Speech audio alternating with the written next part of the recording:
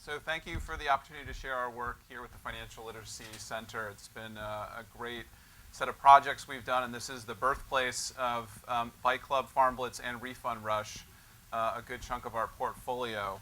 I'm going to move quickly in the interest of time, and I want to do a little show and tell if we have time, because it is the games themselves that speak volumes. But I think you'll see with our work, we've embedded evaluation into what we do. We try to measure as much as we possibly can, and then we're putting this into action in the real world and trying to drive financial capability. Just by way of disclaimer, I'm not a game designer, game developer. I work for a nonprofit in Boston called Doorways to Dreams Fund. We work on scalable innovations to help financially vulnerable Americans. I'm very skeptical about the impact of games. I approach this from very much a business and a research standpoint. So just keep that in mind. Although we have a very strong bit of evidence, we're not here to evangelize about video games. We've moved pretty quickly with this innovation. This is a summary of some of the key milestones for financial innovation. The first game, Celebrity Calamity, came online in 2008, 2009. And then we've added to the library through the years. But in November of 2011, the whole library won the AFCP Award for Best Financial Education Program of the Year, which we didn't set out to do. We're not here to create a program. We're not here to create a new curriculum. We're here to build financial capability. But boy, that was a nice honor.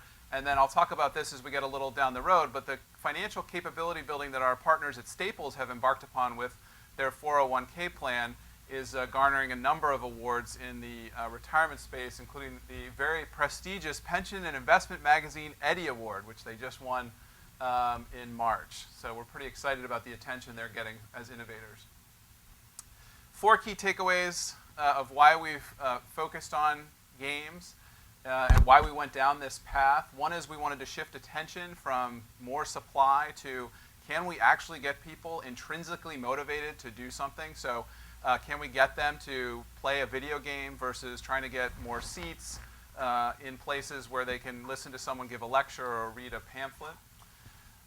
So we also wanted to focus on the delivery mechanism, and I'll get into some data quickly, but everybody is basically playing video games. The growth of the industry, the shift as mobile has taken off, Facebook has taken off, as gaming platforms has just massively increased the audience, shifted where game companies are making their investments, and that's been to our advantage.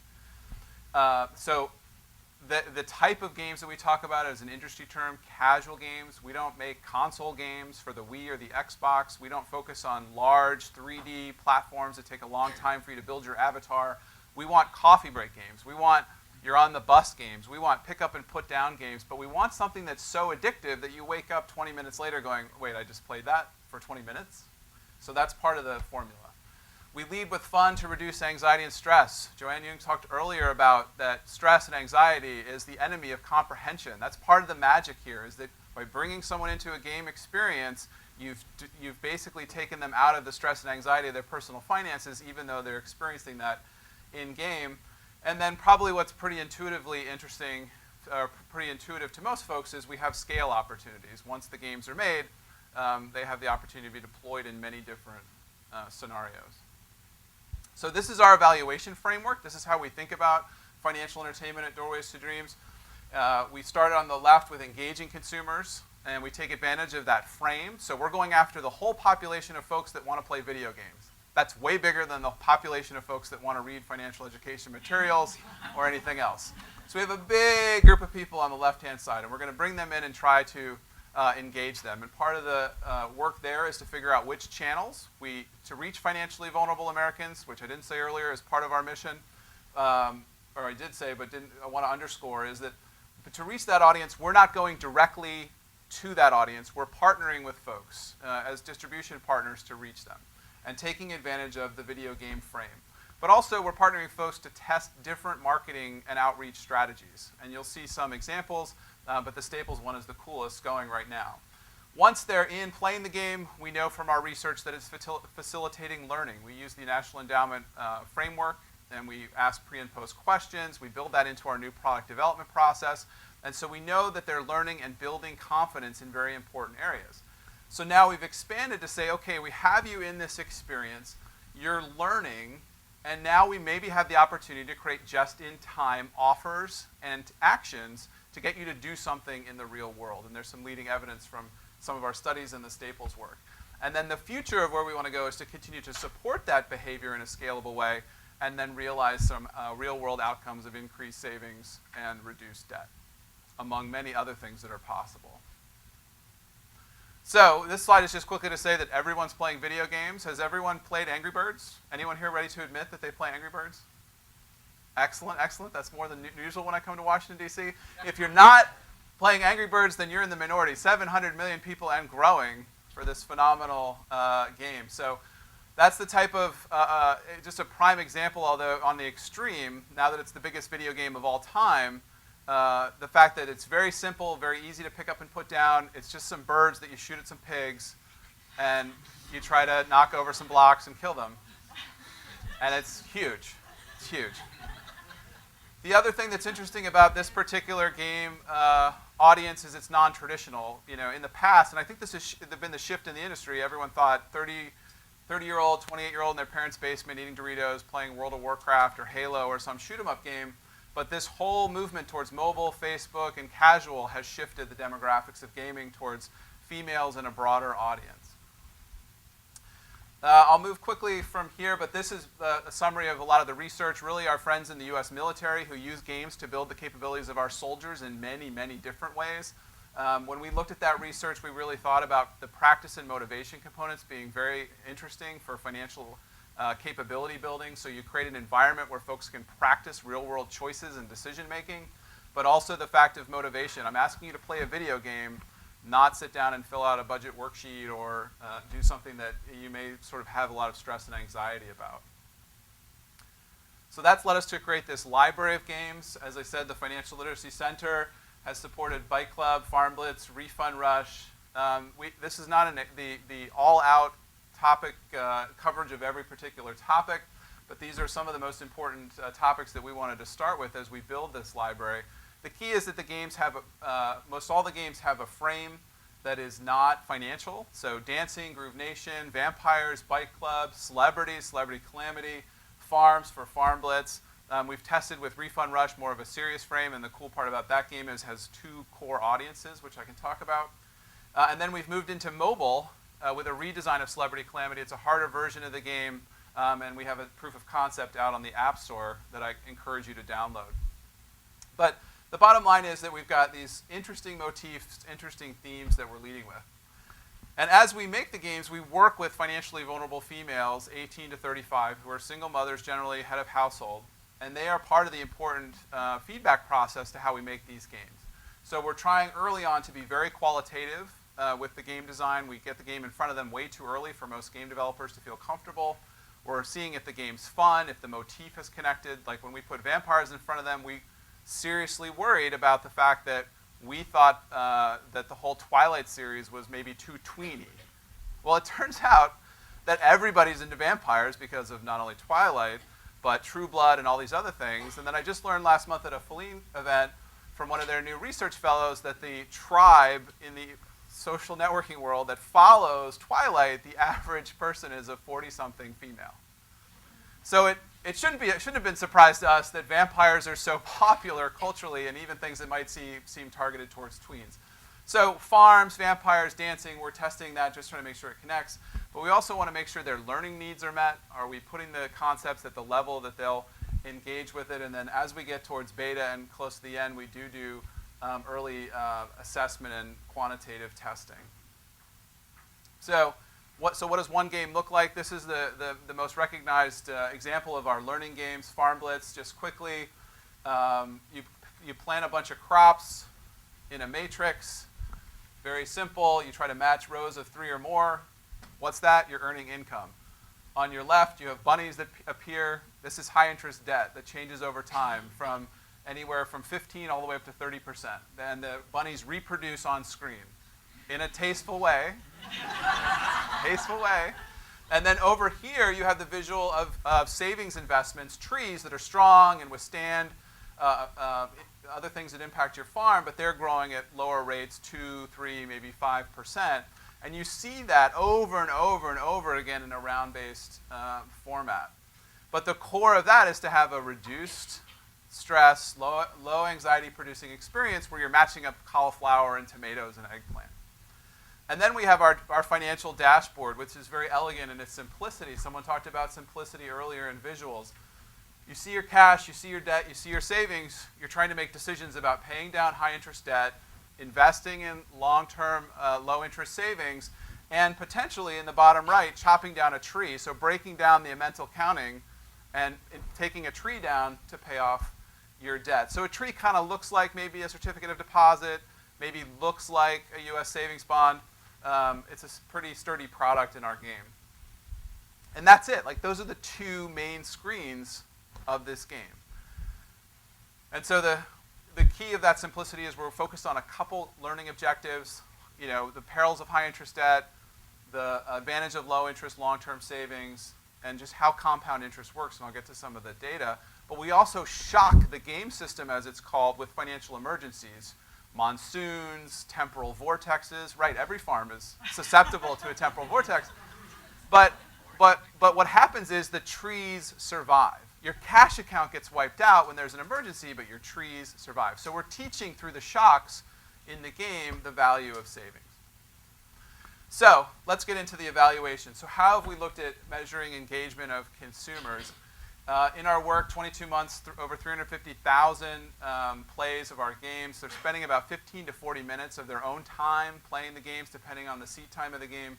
That translates into about 90,000 hours of financial education. We do this by working with partners. So we approached distribution as what we call channel agnostic. We weren't sure where games would fit best, so we tried lots of different partnership models: financial institutions, employers, schools and universities, the government, nonprofits, and the military. Turns out that games work in a variety of those settings.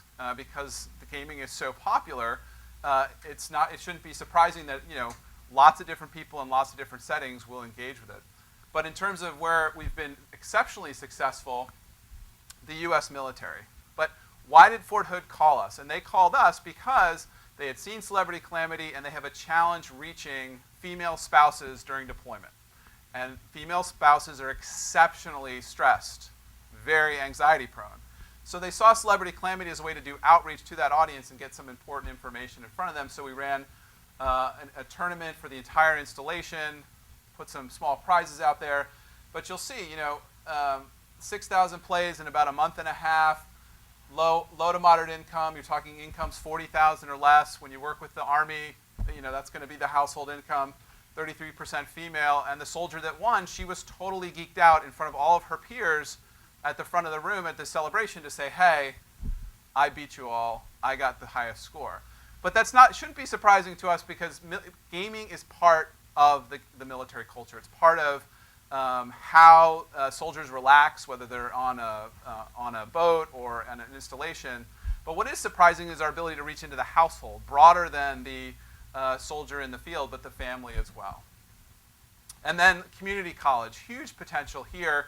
The challenge of large organization, multiple campuses, how do we reach folks?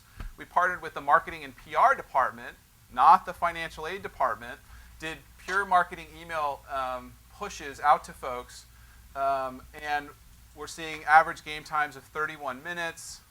We're seeing 80% female. We're seeing the household income demographics that we want to see in a partnership like this. So we're leveraging marketing professionals, not financial aid folks. We're leveraging the game frame of, hey, play this cool game. And what we thought before Staples, we thought the magic was you have to send an email and get a link so that they can play at any time. But the Staples test has blown our minds. So I talked about facilitated learning. I'll just move through this quickly, but we test all the games. This is the Farm Blitz data. Shows the pre and post testing. It was nominated for one of the learning games of the year last year. And really it's this increase in knowledge, but for financially vulnerable females, it's the low knowledge going in, and then the game, because you're experiencing interest compounding, because you're seeing APR, because these things are exposed to you over time, we're doing very well at moving the needle. And we get a lot of great qualitative feedback. Qualitative feedback is easy to get in terms of the games because they're so I think people are surprised that a learning game can be this much fun and this engaging. But this is where we are at now and what we're focused on, which is translating gameplay into real-world action and enabling that action. So before we engaged Staples with the partnership, we went out and bootstrapped our own randomized comparison trial. We found 200 low to moderate income men and women.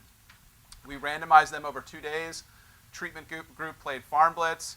Another group was basically given a whole bunch of information about interest compounding, high interest debt, and they were basically taught to attest pre and post. And then we gave post-only offers. So you could ask for more information about savings opportunities. You could make a pledge after either of these to save more money, or you could take your incentive for participation and put that towards a U.S. savings bond, fill out the triplicate form, give us your social security number, et cetera, et cetera. The results were exceptionally promising because the game performed just as well or slightly better in some areas in terms of pre and post knowledge to something that was actually fully teaching to the test, but in terms of the take-up of savings offers was higher for the treatment group than for the comparison group. This isn't surprising in our travels through the world of education spaces like MIT and University of Wisconsin and USC, where they're working on gaming as a pedagogical tool because it turns the brain on of those who are playing. So basically, you're engaging, your mind is doing something, and you're ready to learn more. That's why a lot of teachers who use games in the classroom like it, because the students are more engaged, they're asking questions, they're raising their hand, and we think that's what's going on with our audience. So, Staples. Has everyone heard of Staples? Do I need to explain who they are? Good. That was easy. So we focused with Staples on the Bike Club game. If you're not familiar, this is the first ever and only so far vampire retirement savings game. You run a day club for vampires. And basically, you're running this club. This is called a time management or resource game. And you move people through and you service them with regard to whether they want to talk to people, whether they want to go get a drink, whether they want to go on the dance floor. And then you also have to meet their needs in terms of what type of music they want to have played. So there's some complexity, some tension that builds as more customers show up. And this is a very, a gameplay that's very popular. There's a game called Diner Dash. It's one of the biggest games of all time. People seem to enjoy. And then we've created this crypt, which is basically a simple dashboard of your debt and your retirement savings. And we just pound folks on the fact that they need to pay off debt as quickly as possible and invest in their 401k and save as much as early as possible. You have 15 rounds to do it, and the game is a basic simulation where you go from 22 to about 65, 67 in about 30 to 45 minutes. Three core learning objectives about saving for retirement, paying down your debt, and managing current consumption. And if there's enough time, I want to show you Staples Bike Club because it's even cooler now. So, right, that's why, so that's the, that's right. So that's exactly right. And it also allows us to set the amount of money you have to save. And it's so high that you use that as a frame. That's a very good point. So it doesn't stress you out as much. So what we've done with Staples is they asked immediately for a customized version of the Bike Club game. So we now have Staples Bike Club. It's been in its second modification. And we have things like a werewolf stapler, Staples Vampires, the branding throughout, the easy button, and so forth. So it's very customized and friendly. But check this out. This is the marketing that's gone out. This is New York Life and Staples collaboration for how you're going to communicate to your employees about their 401k benefit. So the poster on the left, in break rooms throughout the Staples store network. They were trying to figure out how can we get people's attention. And we were worried about, well, they have to go from an offline experience to online, which is very hard from an advertising perspective. Well, that definitely caught their eye. You were not allowed to play on company time. No allocation of time to play these games. We had to work around that constraint. They had to go home and want to engage. And then on the right is an example of a direct mail postcard. In all of our tests, we've been limited to one postcard for targeted groups. We don't get to do more than one. So the results that I can talk about publicly, you know, we're past this now. We're over about 10,000 or more visits. So the site gets a lot of traction, a lot of momentum. The direct mail response, whenever we send out a postcard, we get about 3.5 to 4.5% from a single postcard. The vampire poster I showed you on the previous slide here on the left generated, we think conservatively, an 80% response rate. It could have actually been way higher than that and penetrated into families, but it was just a huge response. It was not only that poster, but they ran a competition between two districts in Illinois and Texas, and sort of that helped take hold. And then this evidence of action taking. So we were able, with New York Life's help, what we do in-game, which I didn't mention earlier, is we prompt real-world actions. So, hey, now that you've paid off all your debt in the bike club, are you ready to go invest in your 401k? Are you ready to go out to the New York Life portal and do something interesting? They track through 11% of newly eligible folks making a positive action in their 401k on their system. They won't tell us what that compares to, but everyone's super geeked out about that number. So I think we'll continue to see some advances. And that's led to further investment in the game. And I won't have time to show it to you now, but we've added health savings accounts. So for Staples employees, as they've shifted into consumer-driven healthcare, the decision around investing in the 401k is being made at the same time that they have to figure out how to manage a high-deductible health savings account. So to help them with that capability, we've just added that to the simulation model to get them comfortable over 15 rounds saving that deductible, building the capability, getting comfortable with that plan. So, as a summary, this is our evaluation framework. We're moving quickly down from left to right. A lot of our attention is in the enable action. We want to do more testing with partners like Staples and other distribution channels that have been successful, and then figure out how to further support those behaviors to drive short and long-term real-world outcomes. And we're doing that by expanding the library, so we're working on building new games and interested in doing that for issues, everything from financial fraud to student debt to alternative financial services. We want to extend the reach to new platforms, building off the success of the Celebrity Calamity Mobile and the demand for mobile gaming. We think there's an opportunity here to really change behavior by thinking about how you intervene in a game, create the right moments when the brain's ready and you create the right offer to get someone to do something, whether it's open a financial account, whether it's make a retirement decision, whether it's make a payment on a debt. We're going to continue to pursue sustainability strategies. How can we stand this up in the military? How can we stand this up in the community college channel? How can we stand this up in the employer channel so that it has long-term sustainable impact? So if a company like New York Life or some competitor said we want to deploy this to all of our policyholders, plan holders, that gets us from one company to millions of people. That's scale, that's cool. And then innovation, and I'll leave you with a clip, but we're expanding now and have a pilot on the ground in Birmingham where we're taking game mechanics and we're pursuing them in the real world. And I love this quote that was just on the local news. Year. Could games help you get into college? They might if you're signed up for the Summer Quest Birmingham. Birmingham Mayor William Bell and Regions launched that program today, a financial literacy and college preparedness initiative. It encourages Birmingham City school students to participate in educational activities to earn points towards scholarships, cash, and prizes. It also teaches students about finances and what's needed to apply for financial aid and college admission. But the lessons are fun, using technology and Facebook to challenge students with games. It's never too early to understand the financial system that we all live in, and by putting it in a game format, it puts it in a format that's appealing to young people. To sign up, go to the program's Facebook page. It's facebook.com/SummerQuest Birmingham. So what the mayor of Birmingham just said is you got to put it in the right frame for the audience. They're playing games, they're on game platforms, and so with our partners at Regions and the mayor of Birmingham and our friends at Impact Alabama, we're launching our first pilot, which could naturally build upon itself and then is scalable to the rest of the footprint of the Regions bank profile or to other cities across the country. It's testing both intrinsic and extrinsic rewards. The game is built upon a dystopic future of Birmingham. And if the kids don't learn about the falciform, Birmingham's going to be taken over by Winnipeg fever. Hey, why not, right? They have to play some of the financial education games. They have to think about college, the culture of college. It's a very comprehensive, interesting thing, and we'll be excited to see what the results are of expanding out.